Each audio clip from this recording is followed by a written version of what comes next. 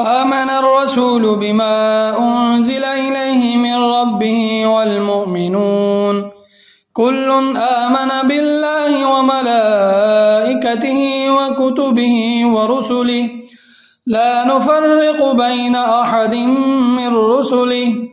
وقالوا سمعنا وأطعنا غفرانك ربنا وإليك المصير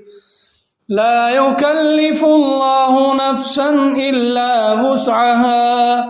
لها ما كسبت وعليها ما اكتسبت ربنا لا تؤاخذنا إن نسينا أو أخطأنا ربنا ولا تحمل علينا إصرا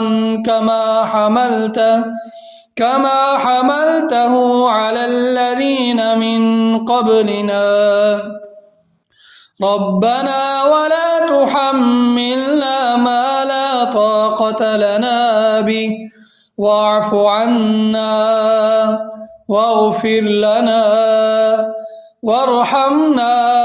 أنت مولانا فانصرنا على القوم الكافرين.